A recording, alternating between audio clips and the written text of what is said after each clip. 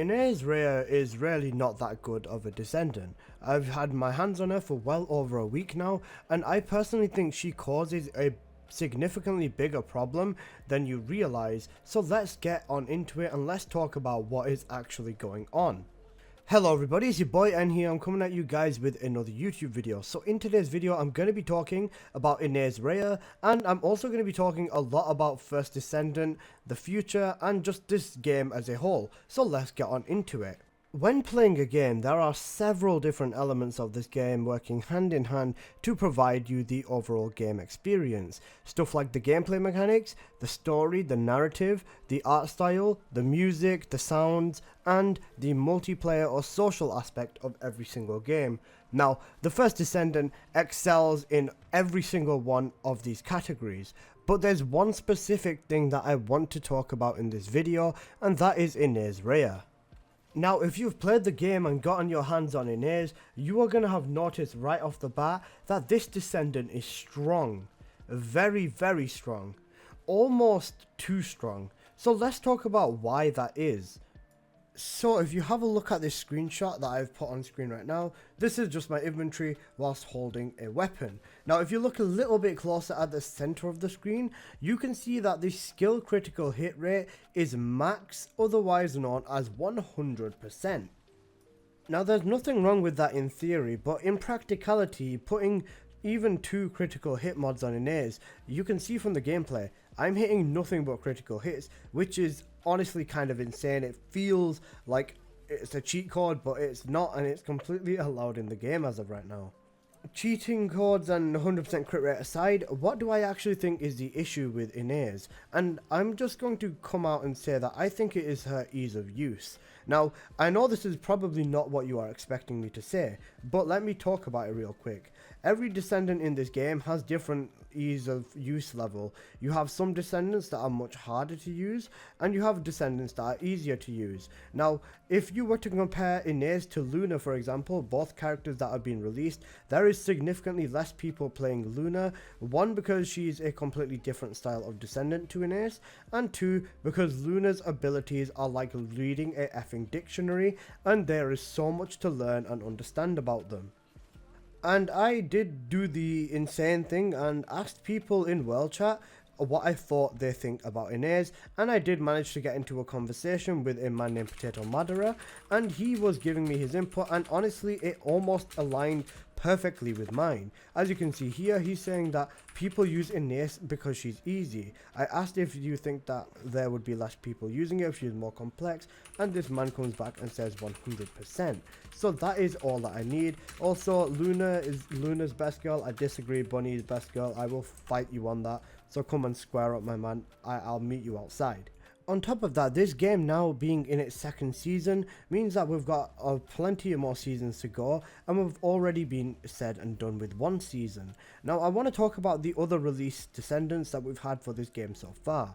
We had Luna, a support style Descendant, which I think is debatably one of the best Descendants in the game. As far as support goes, Luna, you are never going to find anyone better than her, and she is an essential tool in running the Void Abyss boss on a 4-player squad, or even maybe potentially in the future the Void Purges that we are pretty much going to be running anyways. So I do think that there is a chance Luna becomes an essential tool in that as well. I'm just saying all of this just to show you the scale of Luna. Now a lot of people don't like Luna, and a lot of people have grown to like Luna within the last few weeks or so, so you know, a little bit of all of that. The other Descendant that has released was Haley. Now Haley was a Descendant hyper specific about bossing with her sniper rifle, and Haley is an absolute S tier must have Descendant for bossing, and if you think otherwise, you are absolutely wrong about that, because Haley is amazing for bossing at this game. Now notice how I've said Luna and Haley are both hyper specific to one thing. Keelan is another Descendant, but we're not going to get into that. That man is a fucking mess. Keelan aside, you can see the direction I'm taking with this. Luna is great for support, and Haley is great for bossing. So what was Ines's main purpose? Now, I can't tell whether the devs meant for her to be pretty decent for bossing, or whether they mainly wanted her for mobbing. Now, based off her abilities, I would say that she's probably a slash down the middle. Her first ability is great for taking elites out, even though I don't think that's technically what it's meant to do. It's meant to build resources, and her second ability, I can't tell you for the life of me what it does. I just use it because it's the only ability that will help you build up your stacks. The third ability, the Guna Dash, that is insanely good for taking elites out. I've seen that go over 20 million. So this means that she's basically unstoppable when it comes to 1v1ing an enemy as well. Now, the fourth ability, the AoE circle, is just going to constantly tick everything inside of that circle and do tons of damage to it repeatedly until they basically die. Now, with this set of abilities, I asked you, what does this sound like? Does this sound like a bossing Descendant, or does this sound like a mobbing Descendant? In this gameplay, you can see me hitting 300,000 every blooming second on this boss, and even in a lobby with 3 people, the health is going down adequately. And I was not using the Guna Dash because, you know, I was trying to make a point with this gameplay, but I've completely forgotten what that point is. My point with all of this being, though, that Descendants have a niche, and Haley had a bossing niche, Luna had a support niche, and Ines's niche is what exactly? You can use her for bossing, which is for the Defiler. That's perfectly fine. Good at one boss is whatever. Lower level bosses, you know, again, fine, it is what it is. But put Ines up against the Deathstalker and she falls apart because of her survivability.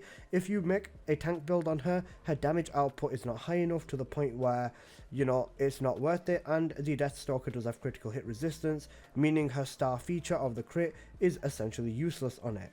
And after using Ines in a lobby up against Deathstalker like that and trying to make it work, it did work to an extent, but not effectively as I thought it would. What I'm trying to say is that Ines is definitely good. For mobbing, she's great, but there is also Freyna and there is also Bunny. And there's also other Descendants that are good at what they do, and that is exactly why they fit into their own niche. Now, Ines is a great Descendant, do not get me wrong, but she's just another pick out of a ton of other Descendants that do the same thing just as good, if not better. Now, I could argue, for example, that Bunny is still better than Ines. If you build Bunny with infinite MP, or if you build Bunny with a ton of damage, and you run around with her third ability on, she'll be hitting big AoE, and she will also be running faster than Ines is. So you get my point. Every Descendant has their own tiny specific niche where one will outperform the other. But the only thing is that I feel like this is going to lead to somewhat of a bigger problem. Now let me talk about this aspect of it all. Now, Ines's release was absolutely a success in the community's eyes. Whether it's a success in Nexon's eyes, I don't know. Now, Keelan's release was very hyped up, and there was a lot of hype going into him releasing along with the second season, and Keelan turned out to be absolute doo-doo.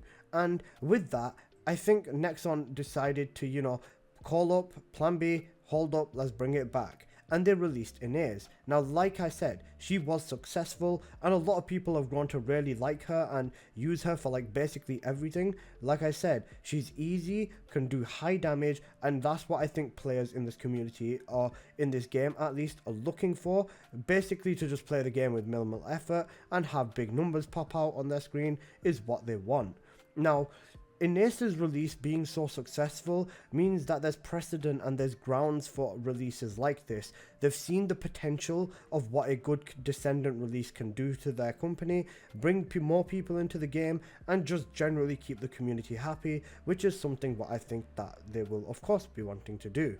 Now, Ines being so strong makes a little bit of grounds for a power creep. Now, what I mean by power creep is just releasing someone that's stupidly strong and stronger than every other Descendant, even the ones that are like the best at their own thing, specifically just for the sake of it's a new Descendant. And I still think that Bunny is the absolute best Descendant overall. I still think Freyna is the absolute best mobbing Descendant overall. I still think Haley is basically the best bossing Descendant in the game as well. So what is it with this power creep I'm talking about? I'm talking that Ines can be good for bossing, she's good for mobbing. Do I think she's the best? No. but if you were to ask a lot of other people in this community, I'm pretty sure they would be like, yeah, she is the best because of the aforementioned reasons. But what I do think that this creates a ground for power creeping. Now, if the next Descendant that releases after Ines is not as strong as Ines, I feel like the release of this next Descendant will maybe not be a flop, but the Descendant will not be as well received, meaning that every single time Nexon decide they want to release another Descendant, that Descendant has got to be stronger than the last one. 100% crit rate with Ines is a very big thing, and I feel like to overtake that, what do you do for the next Descendant?